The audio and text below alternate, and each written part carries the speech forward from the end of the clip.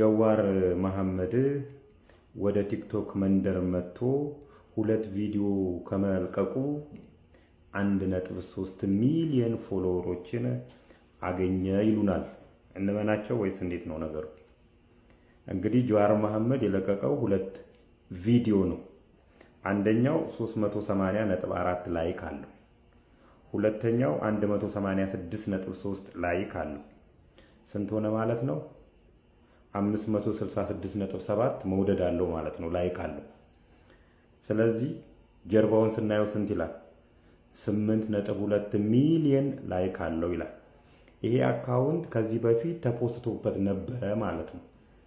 ስለዚህ ይሄ አካውንት ጀዌ ያወጣው አካውንት ሳይሆን ከሌላ ሰው ላይ መገዛቱን ያሳያልና የጀዋር መሐመድ አልነበረም። ወደዚህ በመምጣቱ ምንም ዳውት የለኝም። ግን በግድ መኑ የምትሉንን ነገር ትንሽ ጂል ሰው ሀብት ያገኘለት፣ ጂል ሴት ባል ያገባችለት፣ ባለጌ የተሾመለት ሀገር ትፈርሳለች ይላሉ አንድ የሃይማኖት አባት።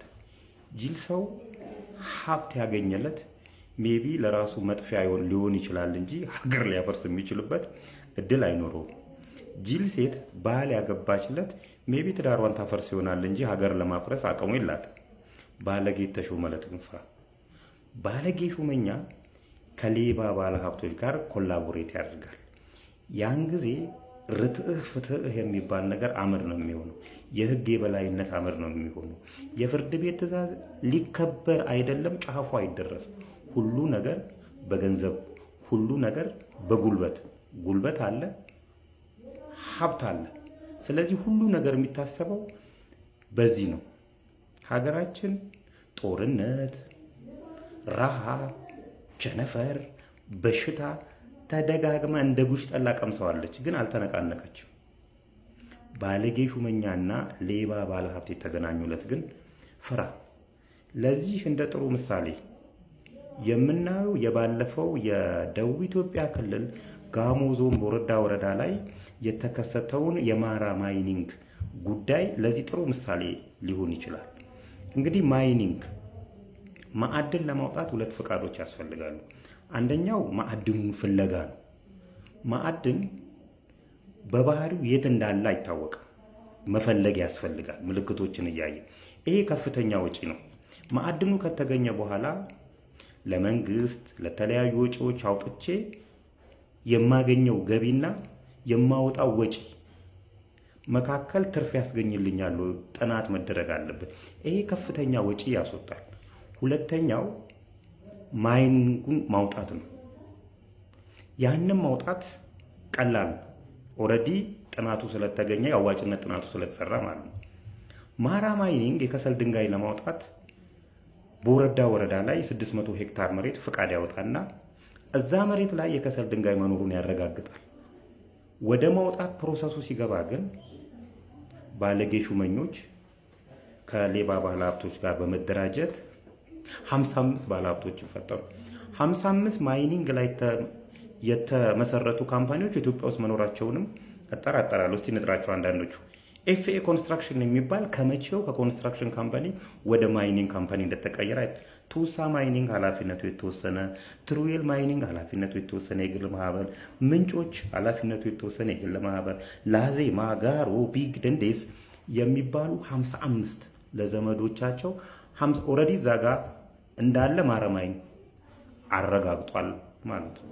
ስለዚህ እኔ ማውጣት ያለብኝ አለ ማረማይኒንግ ባለቤቱን አቶ ብርሃነ መስቀል ክንፈን እኔ ማውጣት ያለብኝ ቢኮዝ ከፍተኛ ወጪ አውጥቼበታለሁ፣ ወይኔ ያወጣሁትን ወጪ መልሱልኝ አላቸው። ሲላቸው እምቢ አሉት። ወደ ፍርድ ቤት ሄደ። ፍርድ ቤት ሲሄድ 55ቱም ካምፓኒዎች እንዲያቆሙ ምንም አይነት እንቅስቃሴ እንዳያደርጉ የሚል ፍርድ ቤት ትዕዛዝ አወጣ። ትዕዛዝ ሳወጣ ባለጌ ሹመኛ እንኳን ትዕዛዙን ሊያከብር አይደለም ባለቤቱን አቶ ብርሃነ መስቀል ክንፈን እስር ቤት ከተተው። ይኸው 1 ዓመት ሊሞላው ጥቂት ሳምንታት ነው የቀሩት።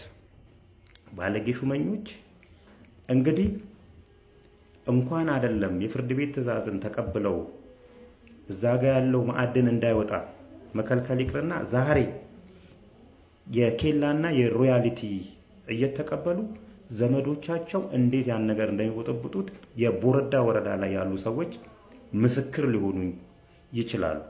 ባለጌ ሹመኞች የደቡብ ኢትዮጵያ ክልልን እንዴት ስርወ መንግስታቸውን በቤተሰብ እንዴት እንደሞሉት ቀጥለን የምናየው ይሆናል።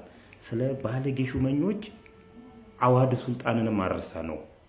አዋድ ሱልጣን ምን እንደሆነ ድል ይዘን እንመጣለን። አሁን ምን አይ ሌላ ነገር ተውና፣ ምንድነው ታዛችሁ የመጣችሁት? እናንተ ታዛችሁት የመጣችሁት ምንድነው? ታዝን የመጣነው ለናስተነክ ነው። 4 ቀን ወደ 3 ቀን 4 ቀን ያህል ማለት ነው። ከተማው ስለላ የተለያዩ ስራዎች ተሰራ ማለት ነው። ለምን ሲሰራ ካያችሁ አልያዛችሁ? እናንተ ተቆማን ቆይ እስከ ዛሬ ቆይ እየተከታተለ ነበር። መክናው ለማለት ማለት ነው። እየተከታተለ ነበር። እሺ እሺ። ስለዚህ አሁን ከመክናው ጋር ምንም ያዘነው ነገር የለም። ግን እንደዛ አይነት ድርጊቶች ለገጣይ እንዳይከፈትና እንደዛ አይነት ስራዎች ባሰሩ ልናስጠነቅቅ ነው መጣ ነው። ይገባሻል?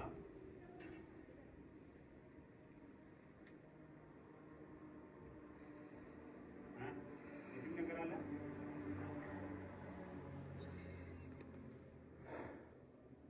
ስንት ሰዓት ነው? ስንት ሰዓት ነው? ስለዚህ እንደዚህ ታዛችሁ ነው የመጣችሁት? እንደዚህ ታዛችሁ ነው የመጣችሁት? እንደዚህ ታዛችሁ ነው የመጣችሁት?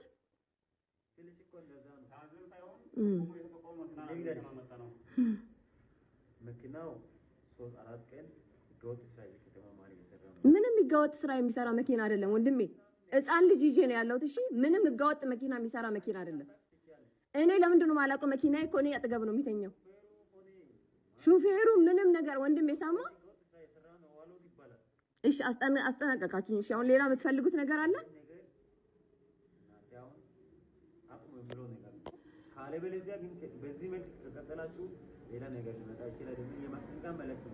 እንደዚህ አቃ እሺ ችግር የለም። እሺ ስም አንድ ነገር ልንገር። ሲጀመር ህገወጥ ስራ የሚሰራ መኪና አይደለም ይሄ። ህፃን ልጅ ነው ከኔ ጋር ያለው፣ ህፃን ልጅ ነው ይዤ ያለሁት። እሺ ወንድሜ፣ ሁለተኛ አንቺ ላታቂ ትችያለሽ ምናምን። እኔ ካላወቅ ለምንድነው መኪናውን እኔ አጠገብ ማስተኛው?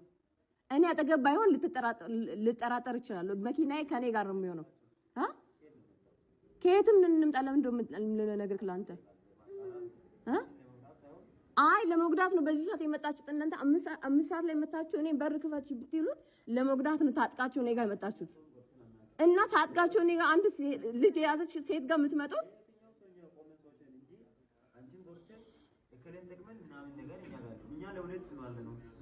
እና ታዲያ እናንተ ታጥቃችሁ በዚህ ሰዓት ለኔ የመጣችሁት እኔ ለመጥቀም ነው። እና ስርዓት ያላችሁ ትክክለኛ ሰው ብትሆኑ እኔ ፖሊስ ጣቢያ ቀጥታ ትጠሩኛላችሁ እንጂ በዚህ ሰዓት አትመጡም እኮ እኔ ጋር።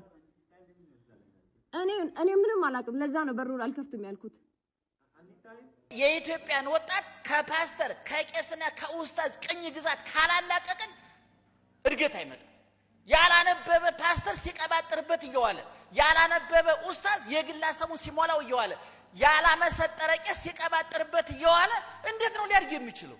ሀገር በሃይማኖት ብቻ አትለወጥም። ይሄን ማመን አለባችሁ። ሀገር የምትቀየረው ሁለንተናው እድገት ሲመጣ ነው። ያ ደግሞ ስታነቡ ነው። እስኪ ተመልከቱ። ብዙ 120 ሚሊዮን የኢትዮጵያ ሕዝብ እኮ ጥቂት ሰዎች ናቸው የሚሾፍሩት። አይታችኋል? በፕሮቴስታንቱ ብትሄዱ ጥቂት። እኔ እነሱ ለምን መሪ እንደሆኑ አይደል የሚገርመኝ፣ እኔ የሚመራ ሰው መገኘቱ